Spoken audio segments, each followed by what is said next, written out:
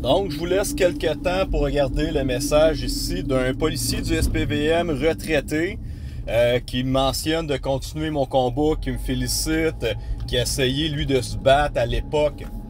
Et il a travaillé avec Pierre Brochet, mon ancien directeur de la police de Laval. Et regardez l'information qu'il vient donner ici, et c'est stupéfiant. Il a parlé à la femme d'un sergent détective de la police de Laval. Et celle-ci l'a informé que les policiers de Laval avaient l'interdiction par le service de police de regarder ou d'écouter mes capsules. Donc, faites juste réfléchir un peu à cette situation-là. Qu'est-ce que la police de Laval a à cacher? Est-ce qu'il voudrait ne pas peut-être que je mentionne des choses qui pourraient rentrer dans la conscience des policiers? Parce qu'étant donné que je parle leur jargon, étant donné que j'ai travaillé pendant 12 ans dans la police, je connais comment ça fonctionne la paye, je connais comment ça fonctionne le système, je connais comment ça fonctionne notre fonds de pension, leur réalité du matin, le soir, les nuits, les fins de semaine, je connais la matrice à la perfection. Est-ce que ça se pourrait que je dise des choses qui pourraient les interpeller? Peut-être que je pourrais dire des choses qui, consciemment, pourraient les faire réagir et leur prendre conscience. Si je suis un complotiste dangereux avec une santé mentale précaire et que je devrais m'en aller à Pinel, or, la direction de la police de Laval n'aurait absolument rien à cacher, puis ils diraient à tous leurs policiers, regardez ces vidéos sur TikTok, sur Instagram, sur YouTube, sur Facebook, et faites votre propre analyse. Si on considère que vous êtes des policiers intelligents, avec une conscience, puis tout ça, ben arrivez à votre propre conclusion. Puis si je commence à vous parler de délire malade mental, ben vous allez vous rendre compte que c'est un coucou, puis ben il n'y a rien à cacher. Mais à partir du moment que la direction ordonne à ces policiers de ne pas regarder mes capsules, c'est peut-être qu'à un moment donné, je pourrais dire quelque chose de concret qui pourrait les réveiller. Donc, voyez-vous à quel point ils sont manipulés, à quel point ils sont contrôlés.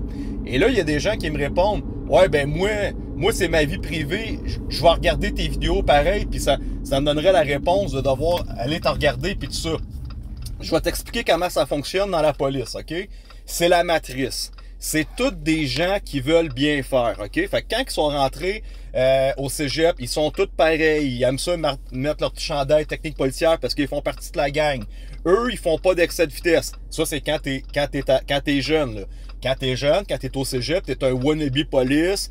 Fait que là, tu dis à ta mère, « Hey, attention, maman, ici, c'est 50 km/h sur la route. Puis moi, je porte ma ceinture, puis je fais tous mes stops parce que t'as la conscience de bien faire, OK? T'es pas encore réveillé dans le système, là. Toi, c'est ça, là, tu veux marcher ben drette, là, puis t'as rien compris encore, là. Fait que dans ce système-là, ces gens-là, ben la loi, c'est la loi. Puis c'est normal, j'ai passé par le même processus, là. Quand que je te dis ça, c'est que moi aussi, j'ai regardé mes parents. Hey, attention, là, ça, tu fais un excès de vitesse, puis ça, c'est un stop américain, hein, parce que j'étais un wannabe police. Puis dans la police, tu vas te rendre compte que moi, quand j'étais dans la police de Laval, une des demandes qu'on avait, c'est qu'on avait l'interdiction de fréquenter le bar, le Mumba, au Centropolis, là. À un moment donné, c'était le Mumba, c'était la place vraiment la plus jet-set de Laval. Et on avait l'interdiction parce qu'il y avait le crime organisé qui était fréquemment là. Ils voulaient pas voir leurs policiers de Laval sur place pour pas qu'on fasse du frotti-frotti avec peut-être des tannants et toutes ces choses-là.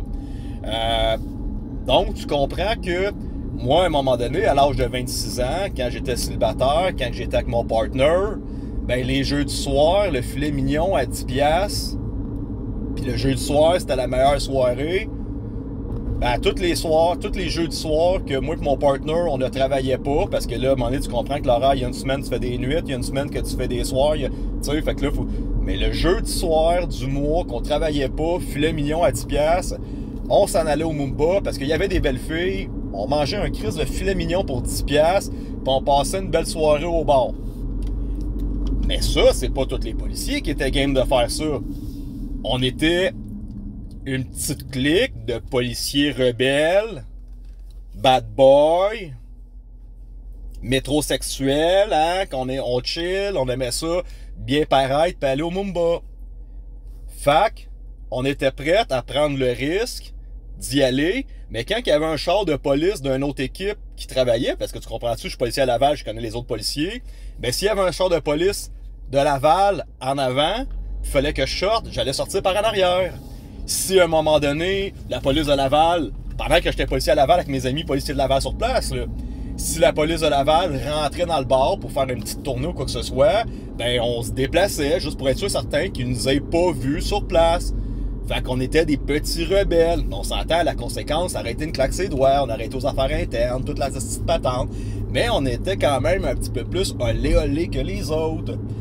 Donc, ça veut dire que 95% des autres policiers dans cette matrice-là respectent les directives du boss à la lettre parce que ce sont des gens qui ont été formés, que eux ils respectent tout à la perfection, les petits règlements, parce que eux c'est des agents de la paix, puis eux font préserver la loi, fait que eux ils sont des...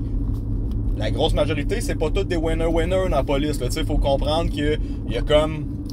Il y a des clics, là. Tu peux être un policier cool ou tu peux être un wannabe, puis tu peux être une sous-merde aussi, là. Il y a une hiérarchie dans la police, tu comprends? Il y en a des pas bons, il y en a qui travaillent pas fort, il y en a qui sont pas aimés, il y en a qui communiquent mal, il y en a qui savent pas se battre. Fait que t'as une hiérarchie dans ton équipe du plus cool au moins cool. C'est comme ça que ça fonctionne. C'est pareil comme quand t'es au cégep. C'est la même dynamique. Pas au cégep, mais même au secondaire, je te dirais. Quel est ton statut social dans tes petits amis du secondaire, mais c'est la même affaire dans la police. T'es tout agent pis tout ça, mais t'es cool ou t'es pas cool. T'es bon ou t'es pas bon. Fait que la grosse majorité des policiers, vous allez comprendre qui, si la direction ne dit ne pas regarder mes vidéos, ben ils ont pas regardé mes vidéos. Pour respecter la patente. Fait que c'est comme ça que ça fonctionne, mes amis. C'est comme ça qu'ils les gardent endoctrinés. C'est comme ça qu'ils empêchent d'avoir peut-être une petite conscience, une petite étincelle dans leur cerveau à un moment donné qui va faire comme tabarnak de colis, il a raison, on peut pas faire ça. Puis c'est pour ça qu'ils me sont mal informés, puis c'est pour ça qu'ils ont continué à attaquer, puis bâcher le peuple, puis faire toute de cette niaiserie de connaître. Parce qu'il n'y a pas personne qui était là qui est capable de leur parler dans leur jargon, puis les réveiller. Puis ils vous ont maintenu une petite pandémie en vous donnant des tickets de 1500$, puis en ne prenant pas conscience qu'il y a des vérités importantes qui doivent être informées, puis ces gens-là ne les consultent pas, et ils sont des yes-men dans la société. Ils sont prisonniers. Ils ne peuvent pas parler. Fait que pensez-y, malheureusement, collectivement, ils se tiennent ignorants, sans vouloir aller chercher l'information qui est accessible de partout, parce qu'ils veulent continuer à rester dans leur petite clique de société pseudo-élite d'un certain statut dans la société, tout simplement.